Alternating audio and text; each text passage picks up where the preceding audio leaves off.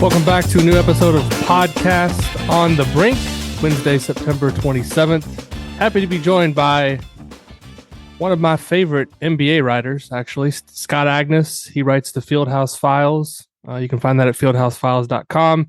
An excellent resource for Pacers fans, and I know he travels a lot, goes to Draft Combine, the NBA Summer League. Really a great follow on Twitter, and he's also an IU fan and an IU grad. So we're gonna bounce around to a variety of topics on this week's show. But welcome back to the show, Scott. Always good to talk to you. Hey, appreciate the support, Alex. I likewise feel the same about you and what you've done at Inside the Hall and the beast that has become. I appreciate it. So I wanted to just start out this episode and ask you. I know you make it down to some IU games during the season from time to time. Fit that in with your schedule covering the Pacers, but we're 2 years into the Mike Woodson era. He's coming from the NBA. I think you maybe have a little bit of a unique perspective, and as somebody who's covered the league for so long, the adjustment that he had to make going from the NBA to college.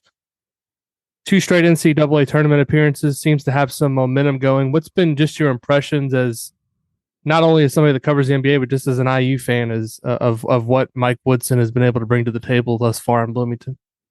Yeah, I'd say better than expected. That's kind of my first impression. I was one of those two wondering how Woody, who had been out of the college game for couple decades, would be able to come into college basketball and hit the ground running, just no matter who it was. Like, that's a very difficult transition. So I was one of those that loved how they kind of set it up initially, and you had Thad Matta, and I assume that had to be a good thing. Oh, I don't know. He was gone 1 year later, but I like that, trying to help cushion that. And the thing that I will say too is he's got to love the schedule. The fact they only play twice a week and practice is really regimented. Like in the NBA, man, you're playing 3 and 4 games a night and back-to-backs. And fortunately, IU's so high up there in terms of Big Ten and having money that you're still flying charter. You're probably still staying at great hotels, but there's probably an easiness in terms of the schedule outside of whatever he has to do recruiting, because I think that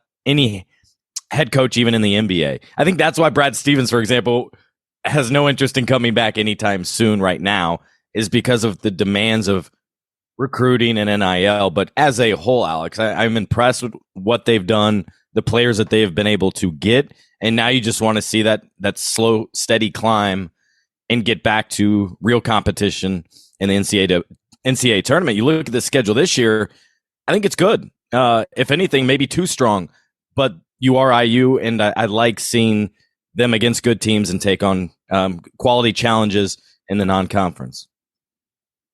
The adjustment from coaching in the NBA to college, do you think that's overblown at all by some? I mean, at the end of the day, it is basketball. He knows the game coming from the NBA, but what do you think that adjustment actually is, just from a X's and O standpoint or game management? Do you think it actually is as big as some people make it out to be? Well, for one, there's less time. And that's one thing I would love to change. We got to get men's college basketball, like the women's game now in college basketball, the last 5 or 6 years, over to the quarter system. Everybody's on quarters. I'd like to see that. I think the biggest thing is you still have to look after them off the court. You still have some parental influence. Although, to be fair, in the NBA, you could read that as like an agent influence. Agents call coaches. Agents check in why guys not playing, things like that. And then I think just the beast of the NIL and all of that, when it comes to X's and O's, as you referenced, and on the court stuff, schematically, certainly things different. Guys going in and out of your system in a year, like that means it gives you less opportunity to build and hammer home a system to guys for 2 and 3 and 4 years. That's one of my favorite things, always has been, about college basketball. We make fun of those players who have been in the system forever. I bring up Robbie Hummel because he's in the news because of a new broadcasting job. But yeah, it felt like Robbie Hummel was at Purdue for 7 years. Like, while we laugh at that, part of that is what attracts me to college basketball. It's the old faithful. You always know this guy is there. So I think that would be, if I'm a coach, even an assistant coach in college basketball, I would struggle with the constant flow of players and the constant flow of recruiting, because now you're checking the portal. You're probably watching other teams more closely. You're trying to gather intel on who's unhappy, who doesn't like their role, who's not performing in practice and is probably going to get booted off the team because you want to get an inroad, maybe through an AAU coach or a pre-existing relationship. That's the part that I don't envy that these coaches have to go through. The one guy that kind of fits the description of what you just mentioned, the guys that have been in college for a long time, just left Indiana, Trace Jackson Davis. I'm not sure, just talking to some people this offseason, I'm not sure we'll see another player at IU in the future that is as good of a player as Trace was that stays for 4 years, just because of the portal now, guys being able, you look at Hunter Dickinson, what he did at Michigan. He had a really good career there, but now he goes on to Kansas for his final years potentially to, maybe win a national championship. And Zach Edey's another one that kind of a unicorn in terms of his impact on the game and also staying in college for a long time. You've been somebody that's watched Trace for a long time. Were you surprised at all that, because after his first or second year, I feel like if he would have went to the NBA, it probably wouldn't have turned out very well for him. And it almost seemed like he benefited from staying in college longer in terms of his NBA stock. Were you surprised at just how well he developed over his 4 years and in his ability to get this, guaranteed deal in Golden State? I mean, to me, that was pretty impressive, because after his first couple of years, I was thinking this is, maybe a guy who gets a chance to play in the NBA, but not necessarily a guy that's going to get a guaranteed contract out of college. Yeah, so he had all the tools, and the timing on his, career fell where after his freshman year, wasn't that COVID? And so in doing so, I fully expected him to go through that draft process, at the least to do what any good player should do, is put their name in the portal, gather some intel, get legit feedback from the NBA and coaches, and see where you are. But more importantly, is you go around, and he would probably do, I would guess, 3 or 4 pre-draft workouts for teams. And there is when I thought there was a chance. Alex said somebody really liked what he did and was like, all right, I'm gonna use a pick on you. Now, I don't know where that could have been. Maybe that was early 20s, late first round, mid first round. Probably not a lottery pick, certainly, or you would have went, obviously. But I thought that was the most likely path for him. And then the whole world changed. And then just certain circumstances went against him, right? Like this past year, 2 years ago, I guess it would have been, he gets COVID while he was supposed to attend the draft combine. And then obviously this past year going in, I certainly did not expect him to be a 4-year player. I probably would have expected 2 years, and I would have expected 1 year before I did 3. So that's kind of where I was at with him. Now, in terms of his development, I've loved everything I've seen, with the one exception of being he needs to test himself with that outside shot, whether it's from the elbow, 20 feet out, whatever. I look to Domantas Sabonis, a guy that can knock down the mid-range jumper, out of a pick and roll. They sack back on defense, and he takes the shot. I think he's a very good representation of what Trace should want to be, along with a little bit of Draymond's another guy that he brought up during the pre-draft process. There's a lot of things to like there. But the lasting message for me will be his leadership. I thought what he did on the court and keeping the guys together and making sure fans and the team knew how much and how important it was for him to wear that uniform. I thought that was really cool to see the 18-year-old become the 22-year-old and recognize his circumstances. What are fair expectations, I guess, for him this season going into his rookie year? It's an interesting situation because obviously he's going to a franchise that expects to be in the finals, expects to try to win a championship every year. As a rookie coming in, you look at that on paper and you think, well, there's probably not going to be an opportunity. Do you see any chance that he is on the floor as a rookie at all, or is he going to be a guy that's maybe not dressing some games and bouncing back and forth to the G League? What do you think expectation wise he should have going into the season? Yeah, I think his message should be to be on call, because with the Warriors, you just never know. Draymond gets suspended. Draymond gets hurt. Another guy isn't panning out and they want to go to a different direction. Or Steph Curry loves the way in which he runs a pick and roll. And so all of a sudden he's always out there for this 4 minutes stretch in the second quarter. They're very regimented, like a lot of quality teams, right? Where you kind of know when this guy's checking in, you kind of know who's out. This bunch plays well together. Right away, we knew Golden State really liked Trace and what he could provide. And I don't want to over exaggerate, but there is not a better situation that he could be going into, both personally and professionally. The only negative I see in all this is rent costs and like all those early costs in San Francisco, Alex, when you're on your rookie contract. Outside of that, like, let's say he sets the bench and he spends half the season in the G League with the Santa Cruz Warriors. Well, there's an IU guy right there as kind of that betweener coach with Seth. You got Steve Kerr, you got Chris Paul. So you're learning how to do pick and rolls and how those things operate. You got a great assistant coaching staff that can walk you through film and get you ready. Like, he's going to be ready made to the point where there's no excuses for however his career doesn't turn out very well. Like, the tools are there, the money's there, the investment in the team is there.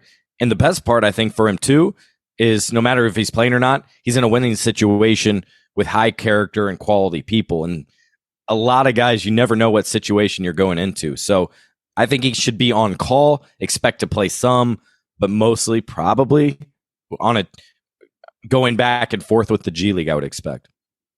Jalen Hood-Schifino is another IU player that's entering the league this year as a rookie. He was a first-round pick. I think a lot of people before the draft thought maybe he could sneak into the lottery. He lands, I think, at number 17. Going to the Lakers, another situation where obviously the clock's ticking there with LeBron and trying to win championships. And that's a situation where there's probably not the patience to kind of work somebody into the mix. You're trying to win games. What do you see as the path for Jalen going in his rookie season to make an impact with the Lakers? I know there were some Laker fans who were even questioning the pick when it happened. I think Cam Whitmore was available a couple spots later, and there's some other names that maybe fell a little bit. So I wonder, from your perspective, is he another guy is he going to be in a similar situation as Trace as a rookie out with the Lakers? I don't. I kind of see their situation a little bit differently. And you're right. Cam Whitmore was a little bit of the wild card because a lot of the draft boards and experts kind of penciled him in at like 4, maybe 5. Yeah. There's no way I was even considering him for the Pacers at 7 at all. Because I thought it'd be a long shot. I thought there's no way he's getting skipped over 2-3 times. Whatever the case, teams did. And in fact, then the Pacers were trying to get back in, calling in, to teams in 13, 14, 15, because they saw Whitmore there, but they just couldn't. And then ultimately Houston able to grab him to complete a great draft class. And we'll see. Maybe teams knew something that we didn't and are onto it. But I think the big thing for him will be try not to do too much. You're no longer the featured guy.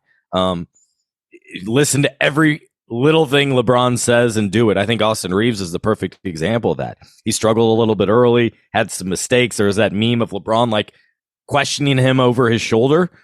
And now they're best buds and trying to win a championship there. And Austin Reeves, and still an underrated player, a guy that was undrafted. So Jalen has the tools. He's young. But I was really impressed with what he was able to do at Summer League. J.D. Campbell, former SID of IU, was right behind me, I think with his son, Chris. And like a quarter in, I turned to him. I'm like, all right, he's too good for this. Excuse me. I got to the point where I was like, all right, you can tell who pops in Summer League. And Jalen was one that right away, he always has had kind of that body look, but how he carried himself, how confident he was, that I think he'll figure out a role there. And as long as he plays smart, doesn't turn it over, gets LeBron the ball, makes the right pass, and stays healthy, I think there will be a role for him.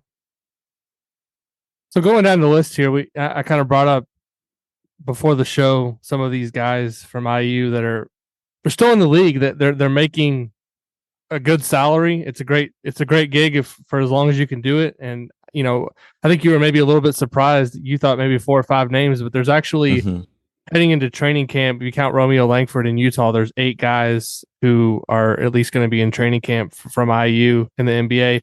I want to just kind of go down the list of some of these guys and get your thoughts on kind of the fit for where they are right now and the future for them. And the guy kind of at the top of my list, he's been in trade rumors a lot the last couple seasons because I think a lot of people look at him as one of the premier defenders in the NBA, and they look at his contract and like, wow, he's at a great price, and for whatever reason the trade hasn't happened. Who knows? Maybe it happens this year. But OG Anunoby in Toronto is a name we've heard a lot in the last couple seasons in terms of potential trades. What do you kind of see as OG's next step in his career? Do you think ultimately he's going to get moved at some point, and what kind of value does he have around the league? Whether it's via trade or if he becomes a free agent in a couple of years, what's the market going to look like for him?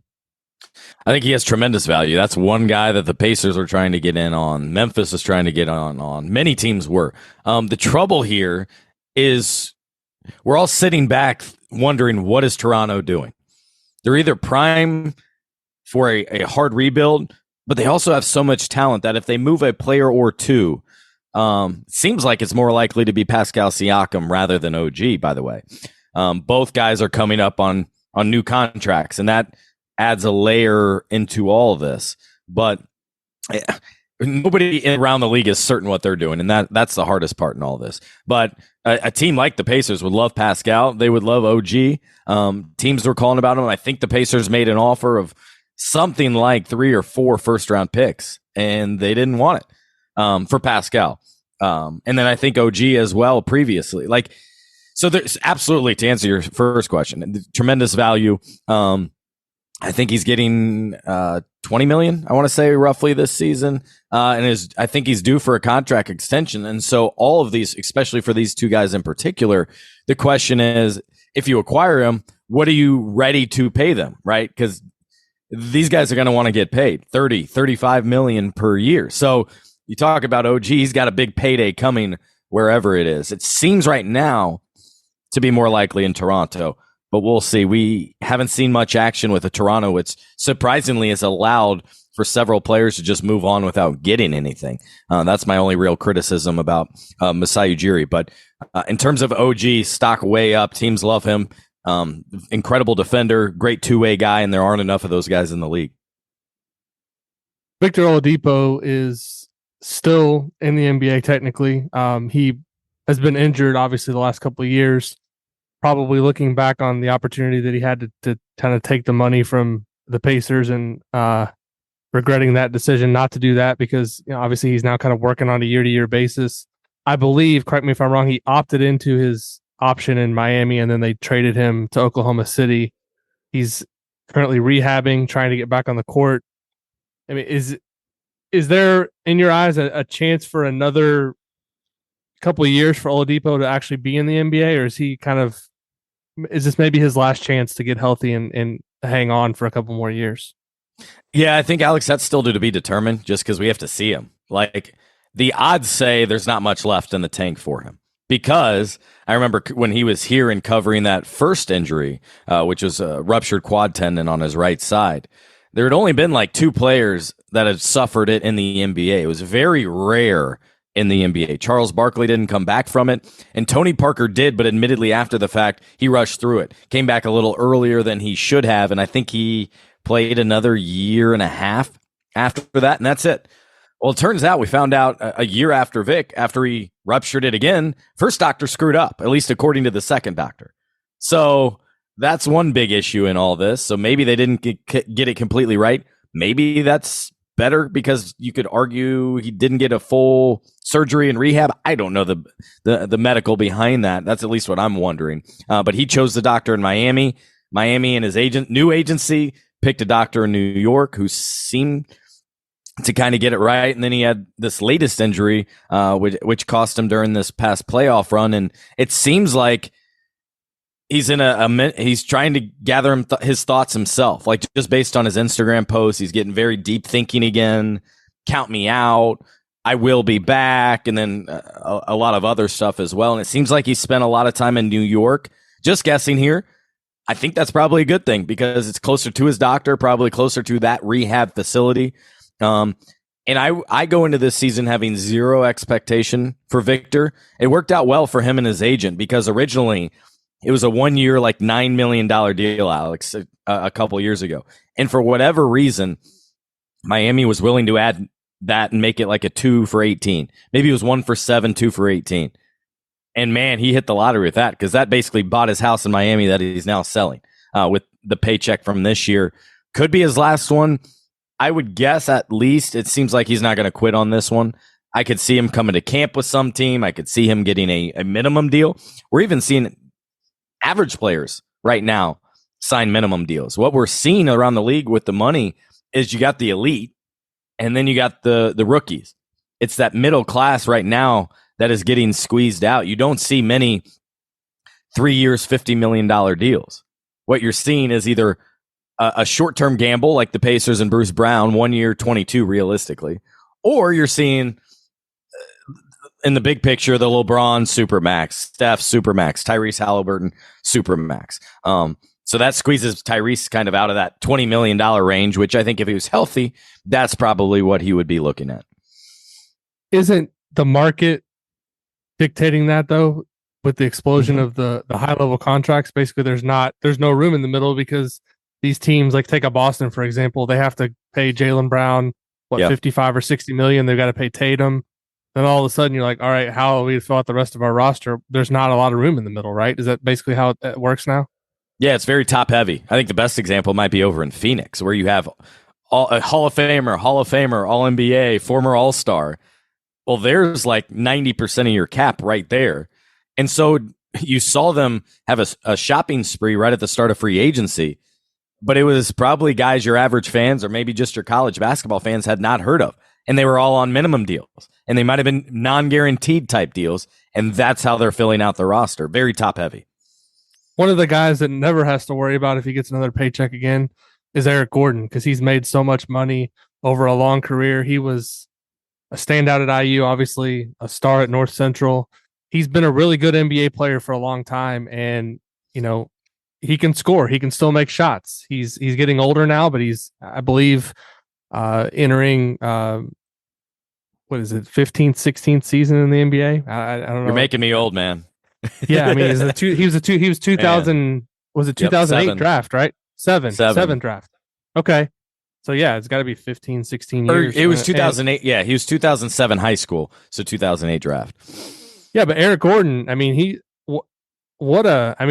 round of applause for him. He's still thriving in the NBA. I mean, are you surprised that he's been able to stick around this long? And he's in Phoenix right this season, so that'll be an interesting team for him, because he can come off the bench and, you know, in the second quarter, all of a sudden Eric Gordon gets 15 points. What a nice luxury to have if you're the Suns. Absolutely. I was going to give you credit for a nice little pro move, teasing and moving right into staying with Phoenix where I was. You're right, with EJ being right there. I think he came to a pivot point in his career where he absolutely could have made more money elsewhere. He was making 20, 30 million per year. But as you said, years 15, 16, all right, I want to play on a team where these games matter. I mean, he had been stuck in Houston again because James Harden left him. I mean, it was several years ago when he had dinner with James Harden, and they were talking championship and partnership, and so much so, Alex, that in his last contract, he had a clause where the last year became fully guaranteed if they won a championship. Like, they were all in on that, and like every other person or franchise probably around James Harden, it's been a complete disappointment. So EJ stuck that out the last couple of years, tried to be the good vet, even though I think from afar it was kind of clear he was unhappy and wanted to be in a winning situation. So I was not surprised that he chose a winning situation free agency. I was surprised how much of a pay cut he took, and now he's just there on the minimum. So, I mean, he's a guy that's probably earned over $200 million in his career. So you got to believe he's a guy that's not hurting for anything, but still, like they always say, billionaires become billionaires by doing what they do. So this is a substantial pay cut for him. He's with Frank Vogel, so that's something I'll be watching closely. Frankie was always great when he was here. It just seems like a weird partnership with the other group. I mean, Kevin Durant, can he stay healthy? What's Bradley Beal look at this point of his career? DeAndre Ayton, do you like him? Do you not? I think you're either on one side or the other. And then Devin Booker, I think we all like. So that'll be a really interesting team moving forward. And there's, I look back, last thing on this is that late 2000s, like 2006 to 2012, like it was an incredible run of high school basketball players who are still going. Mike Conley, Gordon Hayward, Eric Gordon, George Hill's still trying to get one more year. We'll see if he can get that as kind of a true veteran on a minimum.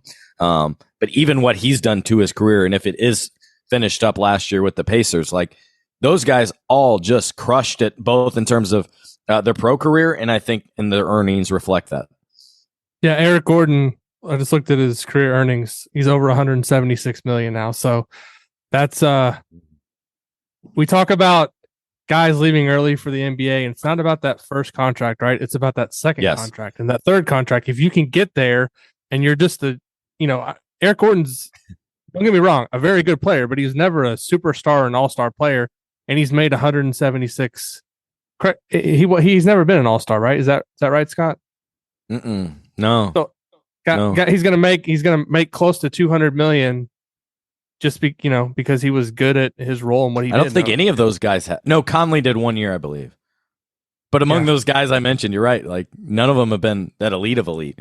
But what's funny when you add the context and the money here, Alex, is I laugh. So that 176, incredible. He'll probably be at 200, up to 200 million. Certainly when you take off the court earnings as well. Right, for sure. Halliburton, starting next year, if he doesn't get all NBA, meaning he doesn't qualify for the Supermax, he'll earn 207 over 5 years. So that just tells you how the landscape is, and the money is only going to get better over the next couple of years. Then it might taper off, I could see. But EJ for his career, let's call it 200 over 15, 17 years. Tyrese will get that in 5. Yeah, it's even more alarming when you go back and watch The Last Dance and you see what they're talking about, what Pippen's making back then, and then also you see what they're making now. Like these guys, they missed the boat. Laid the foundation for where you are today. Even the LeBron, Kobe, early 2000s. Exactly. 3 other guys I want to touch on quickly before we get to some Pacers talk. Romeo Langford, who is in his 5th season, doesn't have a guaranteed contract. He's going to be in Utah. Thomas Bryant signs a free agent deal with Miami after facing off against Miami in the finals. He was a part of that Denver team, didn't get on the court.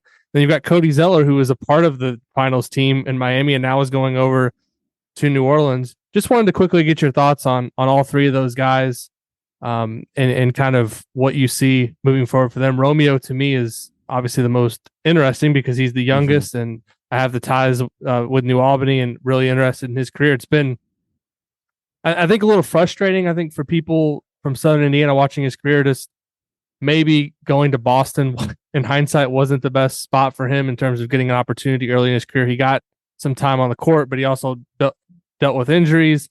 To me, he feels like a guy that, even if it's in the G League, he just needs to play because he's still young. He's still 23 years old. He needs a chance to get some reps. And then obviously with Bryant and Cody, they're more on kind of the backside of their career, but interested in your thoughts on those 2 as well.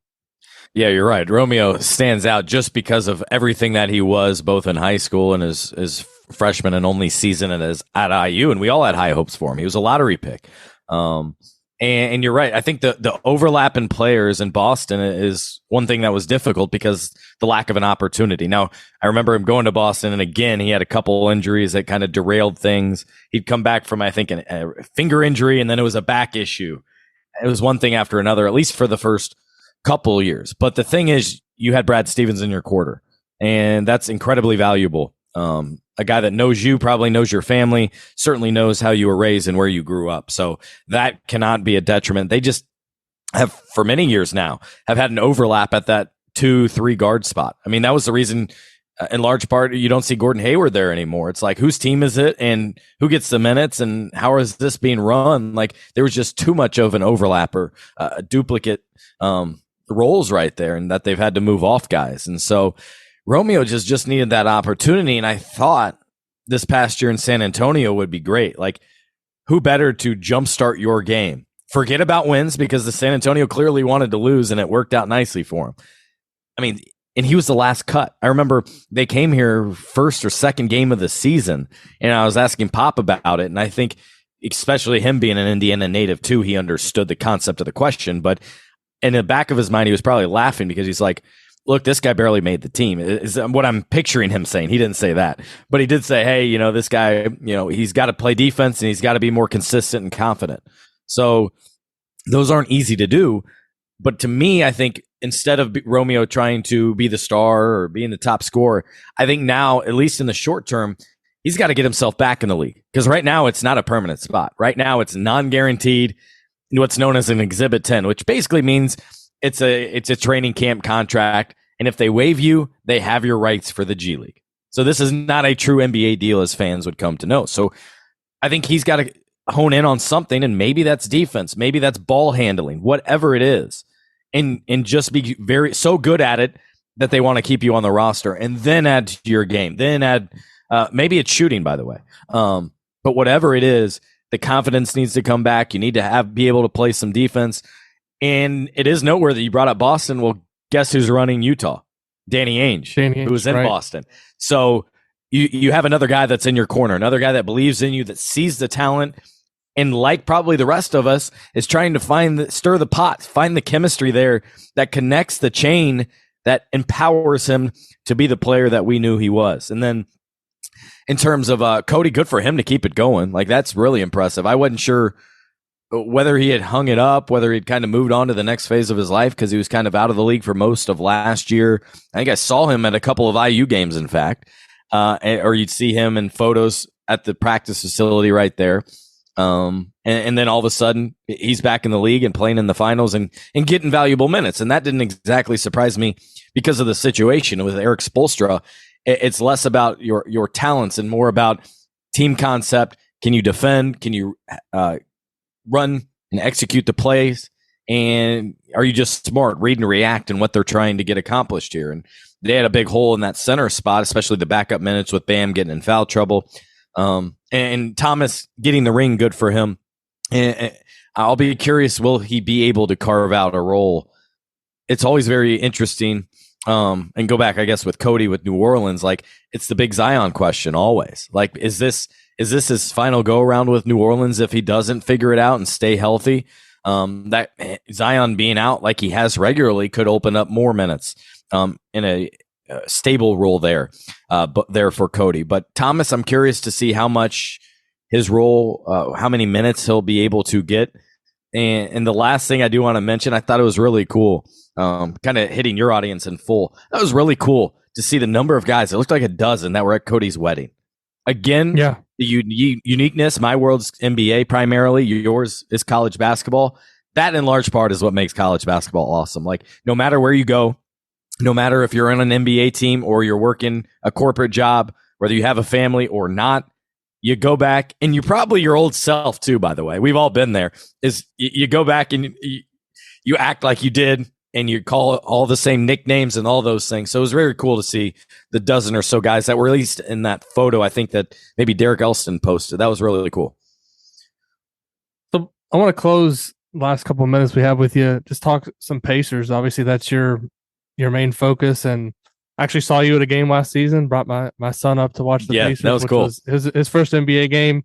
He loved it. He's already asking me, Dad, can we go back again this season? So we're going to try to get him up there for another game this year. And, the Pacers, they've not been, I guess, relevant in terms of the NBA in the last couple of years, getting to the playoffs, but they're quietly building, a fun young team here that, I think, has a chance to really make some noise in the East these next couple seasons with Halliburton and Mathurin and Nembhard in the backcourt, adding Bruce Brown. You got Miles Turner.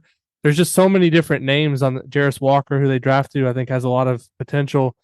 What are you most excited to learn about this Pacers team as training camp begins here, I think next week? And what are the expectations realistically for the Pacers this season? Because, midway through last season, before Halliburton got hurt, I was thinking maybe this is a playoff team, and they were right there. And now it's, I think maybe some people forgot about how good they were before Halliburton went down, but they were a team that I think had a chance to legit be a playoff team last year. Yeah, for sure. You just saw the difference that Tyrese made. And I think actually him being out, suffering that injury in New York, and being removed and unable to play for 10 games really exemplified his contributions, his role, because then the team wasn't recognizable, which also isn't a great thing moving forward, because if you remove one person from the equation, you don't want that significant of a drop-off. But what was interesting is on Tuesday, we met with the front office, and the general manager, Chad Buchanan, talked. And you know what word I didn't hear once, Alex? Playoffs. I was surprised by that. Didn't set that expectation, excuse me, whatsoever about the postseason. And in other words, what they emphasized was, we're not going to shortcut this. We want to have a long-term vision. Our goal is to win consistently, be a contender, and hopefully get a championship. So I thought that might be the tone more so last year than this year, because I think they're primed to start moving in that way. I would call this kind of year 3 of the rebuild. I think they should certainly contend for a playoff spot, but it almost, at least from a front office perspective, feels like they're not quite ready to make that one big move. And I'm more talking off the court and players and personnel. There's still at least one huge player away, asset away. You hope Matherin becomes your second, third best player, I think. You'd hoped to maybe be up a little higher in the lottery this year if you could have gotten into the top 3, and that maybe got more of a difference maker than we're all expecting here. But I thought that was interesting to set the tone for the season. No reference of playoffs, more so of we want to play the long game here. And so you asked what thing I'm most interested in seeing here. I think it's going to be the role battles, because not many positions or roles are set in stone here, which is so rare, especially in the NBA, when maybe promises are given out to get a guy in free agency and those sorts of things. You only really know two true starters here going into the season, in Tyrese Halliburton and in Miles Turner. You paid Bruce Brown, so he's probably likely to start, and Benedict Mathurin they're high on, so he's likely to start. Well, as listeners and probably readers have seen in the last week, all right, so where does Buddy Hield fit in the equation? And how about the backup center spot? I mean, that's actually, we just talked about it with Cody in Miami in that situation. That's critical come playoff season when there's more fouls and game slows down. Well, Pacers have Daniel Tice, the veteran who has championship experience, just won the World Cup with Germany. And then they have two kind of, I wouldn't say projects, but guys that still need to show more in Jalen Smith and Isaiah Jackson. So to me, that was a big failure of the offseason, is they didn't kind of get the clarity at the backup center spot or the guard spot. And so I think that's maybe the biggest thing I'm most interested in following this season. And then the other thing I'll emphasize, and more so this is probably a selfish thing in terms of me and our city, is Indianapolis will be hosting the All-Star Weekend. So in general, this has a way of being a very special and memorable NBA season, because the Pacers and Central Indiana are directly impacted. Would be nice to see Halliburton have a great year, be an all-star with the all-star game in Indianapolis. I think that'd be just an awesome thing. I wanted to ask you one other, you kind of, my ears kind of perked up a second ago when you said they're kind of one piece away, without getting into specific names. But do you mentioned Siakam earlier, you mentioned OG. Is that the kind of player that this team needs? Because when you look at what they have with Turner and Mathurin and Halliburton, do they need that 3-4 guy that can defend and also give them some offense? Is that kind of the missing piece right now on this roster? Because I mean, there was a lot of games last year where they were playing like Aaron Nesmith a lot of minutes, and other guys. Jordan Mora, from Louisville. Those guys are good NBA role players, but they're not at the level maybe of what you're talking about in terms of kind of needing that impact piece. Is that kind of the position that you see them needing to fill? It is, yeah, and to go back to the start of the conversation and the job Woody's done and the things he has to take into account, I do not envy Rick Carlisle and his staff at all this season trying to find minutes, because there's going to be guys that were in the rotation last year getting 20, 25 minutes per game who are probably on the outside looking in, that are depth chart 11 and 12 position. And usually those guys don't play a ton in the NBA until an injury, something goes on like that. But yeah, the Pacers need a guy more like OG than a Pascal, the 3. They need a guy that can take over games, that can be the true defensive stopper, because the glaring weakness I see for this Pacers team, Alex, is when that All-NBA guy comes to town, almost always it's a 3. It's a LeBron, it's a Paul George, it's a Kawhi, it's an OG, it's Jason Tatum. Of those guys. Tatum, Brown, you can go on down the line. Like that's That's usually the star player. And the Pacers don't have anyone, at least that we've seen. Bruce Brown, we'll see what he's able to do. He's a little undersized. I think he's like 6'2", 6'3" as a two guard. He's been able to defend up, certainly, but it's much different having a 6'8" wing. And if you look at the Pacers roster, they have a lot of 6'2" to 6'5", and they have a lot of too many 7 foot. They're missing that nice sweet spot, which has become the most in-demand position in the league, especially in the playoffs. That 6'8" wing. That's the number one thing they need. Scott, I could talk basketball with you all day. It's always fun to have these conversations. Likewise. Where can fans, I mentioned earlier in the show, fieldhousefiles.com, you can just go there and subscribe to your work, right? Yeah, absolutely. Invite everyone to do that. Even if you're a casual Pacer fan or want to follow some of these guys. For the diehard Pacer fans, there's premium option for you to join and get every story I write. Free subscribers get 1, maybe 2 stories a week. And then I also do the Fieldhouse Files podcast. And we're going to miss Calbert this year. He was beloved on that Pacers roster. I'm happy for him. But Cal's a good guy, and I'm glad he's in a situation with IU and staying home. And as somebody who's followed Scott's work for a long time at Fieldhouse Files, he does on occasion, when a former IU player comes to town, have something on those player or video or thing like that. So definitely, even if you're not a diehard NBA person, follow him for that reason, because you will get a lot of good information. Always enjoy the conversation. Scott, thanks for coming on the show. Absolutely. Thanks, Alex. Good luck to you this season. Thank you. Thanks, everybody, for listening. As always, to Podcast on the Brink. If you enjoy the show, please leave us a rating or review on Apple Podcasts. Leave us a rating on Spotify, and we'll be back soon with another episode of Podcast on the Brink.